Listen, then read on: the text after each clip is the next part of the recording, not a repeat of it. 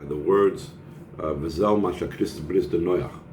We brought earlier in the Maamar the Medrash that says that Hashem smelled in the carbon of Noach. He smelled and he scented the Mesiras Nefesh of Avraham Avinu and of Hanani Mishal V'Azariah, and also of the Shas Hashmad, which the Rebbe connects also with our generation specifically.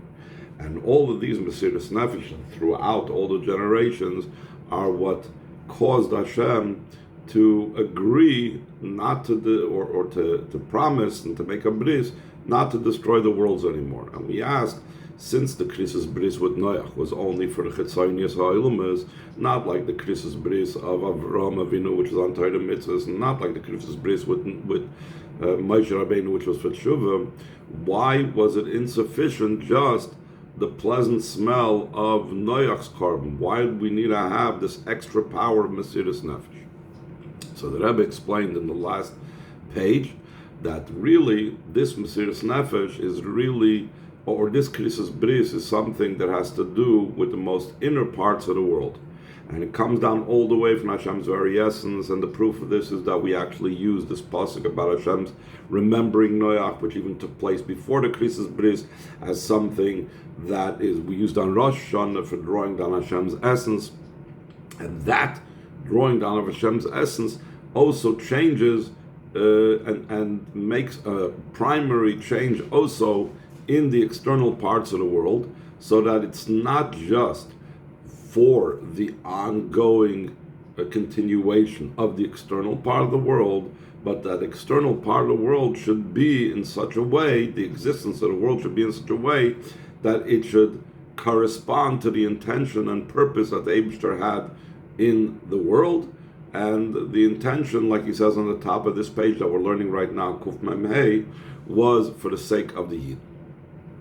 So now the Rebbe explains, based on this idea that it comes from such a high level, we can understand what was the Krisis Bris about, an idea that what it was for is also expressing a very high level of Elokus. Top of the page, Kuf Mem Hey, fourth page. V'zel Masha Krisis Bris de Noach. That's the reason why the making of the covenant with Noach was there should not be a stoppage and a change in the way the world runs. Always, or for the rest of time, the days of the earth will not cease. That idea that the world will keep on running the way it's supposed to run,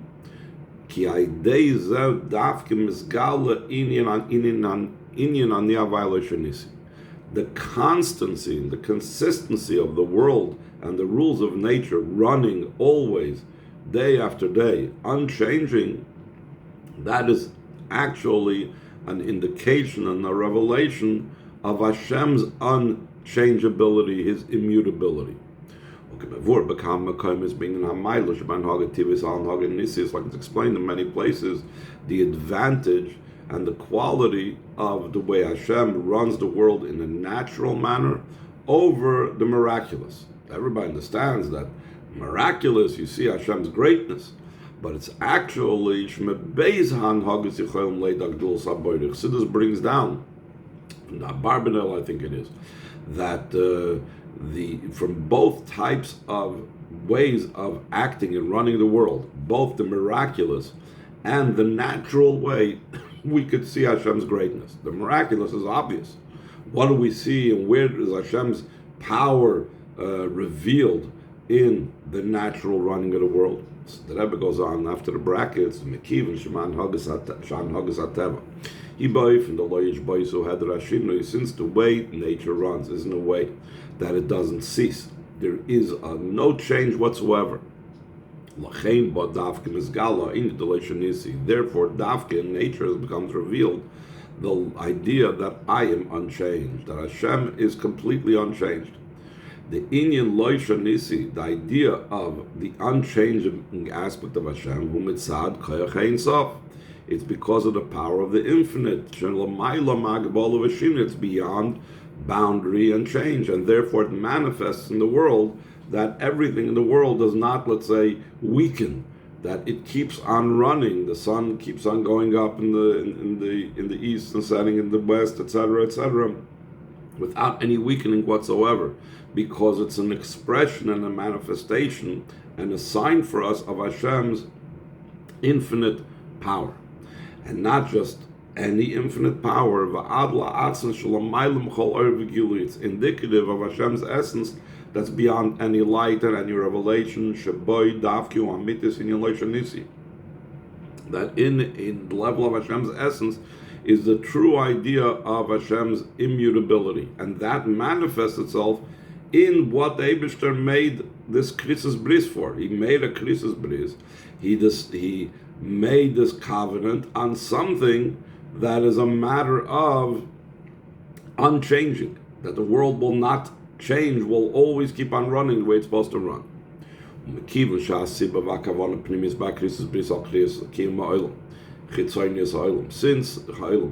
the cause and the inner purpose of Hashem making the covenant for the existence of the world, the external parts of the world, that like we say in the Musaf of Rosh Hashanah, that also Noach would love you remembered, meaning that this is something that pertains to us, and that's why we're saying it on Rosh Hashanah, Yisrael. Why did Hashem remember Noach? Why with love? Why did Hashem continue the world? Because of the essential and inner and core love that Hashem has for the Yidden. Therefore, because Yidden matter to the highest level of the Eibishter, so it expressed on the Havayla Shanisi, which is the innermost level. Therefore, this inner idea of this covenant, though we said before that it's for the external parts of the world, but if you dig back and you dig deep, you see what's the inner purpose was Hushan Hagas Oilam Baifin Tloish Baisu Tia Baifin Shakala and Yanish Bail Misailis Rabavadasam.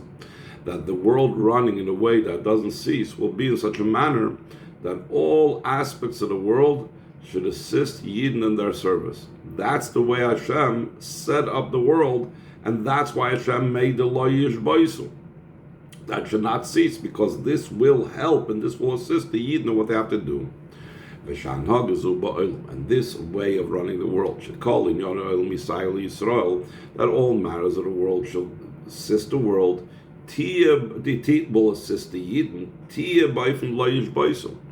These things that the Hashem set up in the world, that the seasons are seasons and the sun rises and the sun sets and all these things, must be in a way of not ceasing, not stopping, because this is what helps the Yidden. What is the ultimate purpose? Why does Hashem need to reveal this power of his immutability, that he's unchanged? He needs to reveal it because it matters for Yidden and their avodah. So therefore, now we can explain based on this whole connection that even though externally it has to do with the existence of the world, but on a deeper level, really, it's about the Yidden and the inner purpose of the world, and therefore we need to have much more than just Hashem being pleased by Noach's carbon. There must be also that taps into Hashem's essence, and that is an avodah that comes from the Yidden's essence, which is Mesiras Nefesh. Let's go to the second paragraph on this page. This is why the making of the covenant of Noach came about through Hashem scenting the pleasing smell. It's referring not just to the scent of the karbonis, like the simple meaning of the psukim, also on the scent of the avodah of self-sacrifice, until the ultimate level of self-sacrifice. Like the Medrash explains, since the idea of that shall not cease is because the revelation of the power of the Ein Sof, until the true idea of Ein Sof that comes as a result of Hashem's essence. Like we mentioned before, L'chein hutzrach la'areach the mesiras nefesh davke. Therefore, we needed the scent of self-sacrifice because it was necessary for it to tap into Hashem's very essence, and for that you need to have self-sacrifice. So the Rebbe asks a question: why do you need like the actual self-sacrifice that he records over there about Avram, Chanai, Mishal, Azariah in the time of the Shmad? Seemingly, the entire idea of karbonos shows in self-sacrifice. Though also the service of karbonos is similar to the idea of self-sacrifice. At the time when a person brings a carbon, a person needs to think all those things that are occurring in the carbon, especially the offering of the fats and the blood. That's the main part of the carbon. The main part of the carbon is the bringing of the fats and the blood on the mizbeach.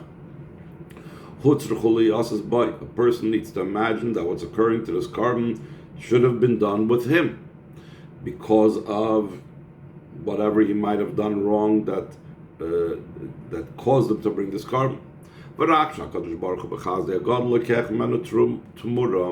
Rather, even though it was supposed to happen to him, why didn't it happen to him? Because Hashem's great kindness, He takes from us an exchange, and the exchange is the carbon. Still in all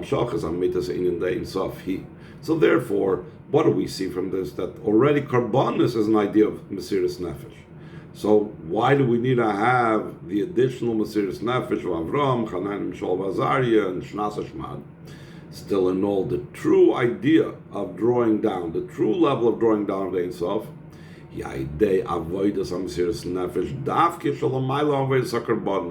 not just that a person pictures himself, but it needs the actual service of mesiras nefesh that's beyond the avoid of karbonos. So the Rebbe asks further, but don't we see that karbonos are very high? The Zohar says that the secret, the mystery, the inner idea of the carbon reaches all the way to the most mysterious and hidden levels of the Ein Sof. So the Rebbe makes an interesting Rebbe-like distinction. In Ein Sof, there is Ein Sof as a descriptive term, and then there's Ein Sof that means without any type of description. In other words, Ein Sof can be a term. There's Atzilus, which is a term, there's Bria, which is a term, and there's a level, or there's a term, or there's a concept that's called Ein Sof. Then there's an idea of a concept, or then there's the idea of Ein Sof, which means, it means there is no concept. Ein Sof means it defies description. And that's the difference between where Kabbanis reach and where the idea of the level of Mesiras Nefesh reaches. Kabbanis reaches the level of Ein Sof as a concept, whereas Ein Sof, which means there is no description, that's what it means Ein Sof. That is where Mesiras Nefesh, actual self-sacrifice, reaches. Just to give you a little bit of a side insight, the Rebbe says a similar discussion in Halacha or in Maamar Chazal. It speaks about the term Mashu. We know there are different shiurim. There's Kazayas, there's Revius. Then there's certain things that are just a Mashu, even a smidgen. And it says a Mizbeach, if there was a nick in the stones of the Mizbeach, it's Paisel B'Mashu, whatever. The Rebbe discusses in a Sikha somewhere, is Mashu a shiur? There's a shiur called Mashu, just like there's a shiur called Kizayis. Or Mashu means it doesn't need a shiur. And the Rebbe in that Sikha discusses the differences in Allah if you're saying both. So the same way over here about Ein Sof. Is Ein Sof means there is an entity, a descriptive thing that we're calling Ein Sof, or Ein Sof means beyond description. And both are true. Let's see it inside. So again, 5 lines from the bottom of the page. When we talk about that the mystery of the carbon reaches all the way to the mystery of Ein Sof, it's concerning the level of Ein Sof, the way it's something that is a description called Ein Sof. It's a level that it's applicable by it, a head, a beginning, and there's an end. And you need to negate, and you need to say, you know what? One would think that there is an end. I'll tell you, Ein Sof. The Inyan Zeb Ein Sof, this concept, this description of Ein Sof, Shayach Gam B'Bchinas HaKeser, it's applicable to say also on the level of Keser.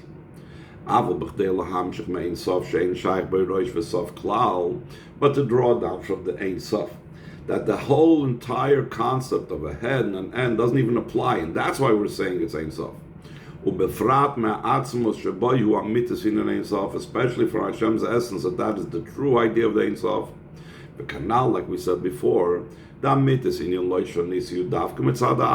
true idea of Hashem's immutability, His being unchanged, is specifically from Hashem's essence. So to tap into that level of Ein Sof, that's beyond any type of definition. In the next page, that's through the avoid of self-sacrifice.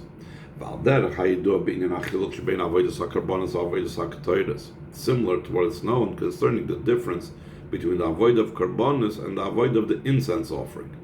Though the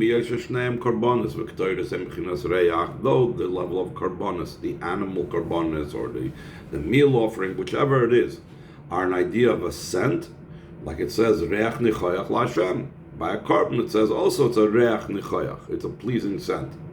And Ktoiris is obviously, it's an incense offering, it's also an idea of scent.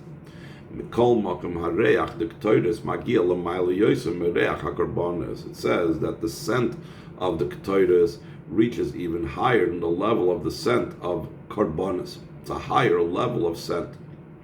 So too in the scent of the Ktoiris itself, yesh kama dargis, there are many levels. Reach HaKtoiris shemagia b'chinas nekev hayimani chayim. There is the scent of the Ktoiris that reaches in the right nostril, which reaches to the level of chaya, which is called chayin over here. Reach HaKtoiris shemagia b'chinas nekev hasmoli, and there's the scent of the Ktoiris that reaches in the left nostril, chayin the chayin, the level of the chaya of chaya, or the neshama l'neshama, what's brought down, which is the level of yichida.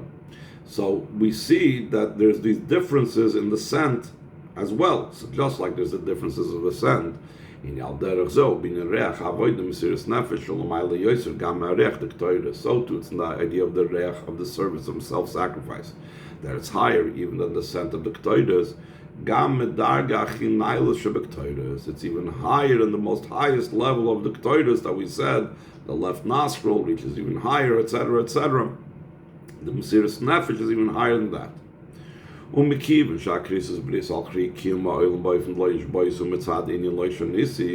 Since we said that Hashem making a bris for the existence of the world in such a way that the world will not change and cease, it's a result of the most highest level of Hashem's unchanging nature. Because the true idea of Loisha Nisi is because of Hashem's and a result and an expression of Hashem's essence.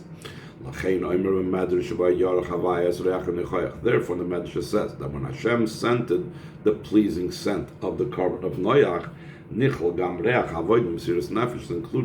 included also the scent of the avoid of self-sacrifice.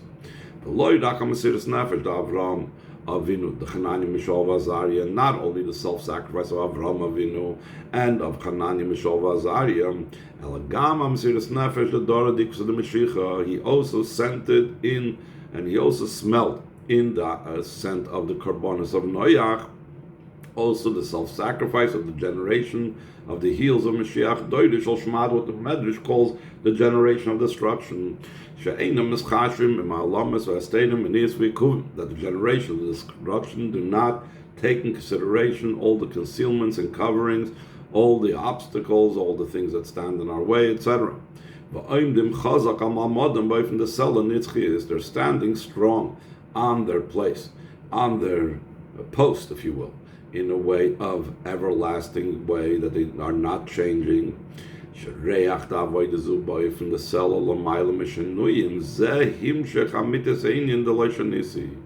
the scent of our avodah to withstand everything and to stand fast and to stand on our post strongly beyond changes, that draws down the level of the true level of Hashem's unchanging nature as well. Like it says in the pasuk, "Ani havaya lo shinisi va'atem bnei Yankiv lo chilisim." I, Hashem, am unchanged, and you, the children of Yaakov, did not end. What's the connection? So, lo chilisim means they did not stop doing what they have to do, the way the Rebbe teaches it over here. Through you, Bnei Yaakov did not change.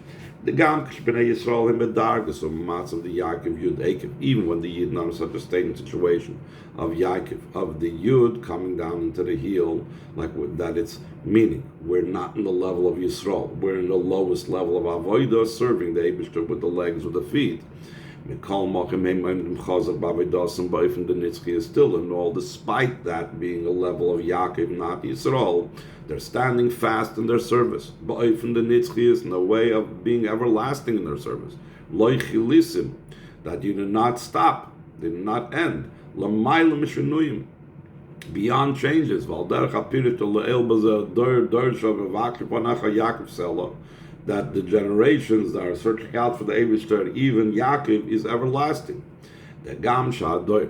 Also, even though the generation, the Koibik, Al Doir Shashmat Kanal Matz of the Yaakov, that's going primarily referring to the generation of destruction. That he's in the state of Yaakov, Mikal Malkum still in Olavidosi, but even the Selva, his service is in a way of being everlasting. Nitchias. Adla Pirish, until another explanation that our service is not just an ordinary service, but the Rebbe is going to bring another explanation in Lo Chilisim. The Va'atem Bnei Yankiv Lo Chilisim Uloshen Tmiyah, that you Bnei Yankiv did not end is in the way of a question. I Hashem unchanged, and you did not end. The end means in the word expiring in love for Hashem. Dimi Hashem B'dargas Yaakov. Even though that they're in the level of Yaakov, Mikol Mokmein B'darga Kazu, Shahanavi Tama Mashainim B'chlois HaNefesh, that the Navi is wondering, why don't you have Klois HaNefesh? So in other words, we see at such a high level the Yidden are. Usually when this is brought down, Maamar, it says, if I, Hashem, am unchanging, and you think about how great I am, why don't you have Klois HaNefesh? Why doesn't your soul expire to me?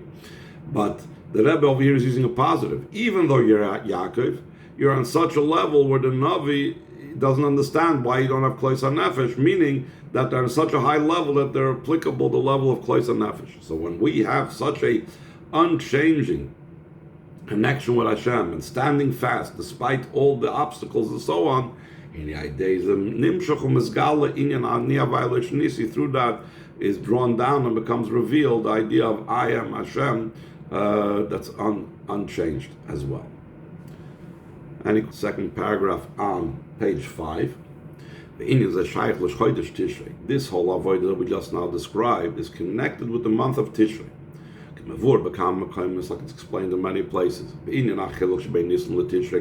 the difference between the month of Nisan and the month of Tishrei. Nisan is Kishmoy Kenhu. That Nisan is from the word miracles, and that's what took place in the month of Nisan. The miraculous aspect of Hashem's connection with the Yidden, doing all the miracles of taking the Yidden out of Mitzrayim, etc., etc. Tishrei was the creation of the world, which is the time when Hashem set the rules of the world into place to make the world in such a way of it should not cease. So therefore, Tishrei has to do with the level of Hashem's unchanging nature. So the Rebbe says that in a similar vein, we manifested with our connection with the month of Tishrei. Through the good resolutions in the month of Tishrei to serve Hashem. And Torah study and fulfillment of mitzvahs, and we do it in a way of betoikif, that we do it with full force. that nothing can move him, as kein Sach wird nicht kennen rühren. How much more so that he makes this resolution from the time and in the time of our rejoicing. How much more so in the time of Simchas Torah, then we draw down the empowerment for serving Hashem with joy throughout the entire year. Though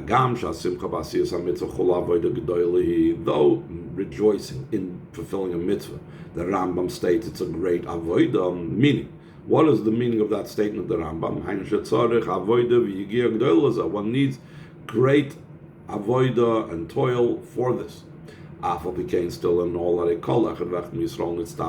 every single Yid was commanded to do so, to serve Hashem out of joy. And to the degree that we were commanded to have a very great joy. Similar to David HaMelech, that he would dance and jump in joy before Hashem. How do we know that we need to have that great simcha? Because the Rambam, when he talks about the joy, that's a very great avodah, brings an example from David HaMelech.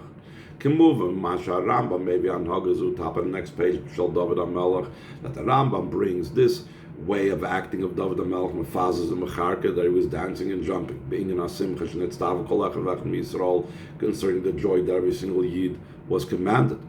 But how can we do that type of joy just because David HaMelech, a great tzaddik, can do it? Because the Rebbe says that David enabled us, and David empowered us. Through David Melch Yisrael was given the permission and the capability to every single Yid. And this rejoicing has to be not just in performing these mitzvahs that are connected with the idea of joy. It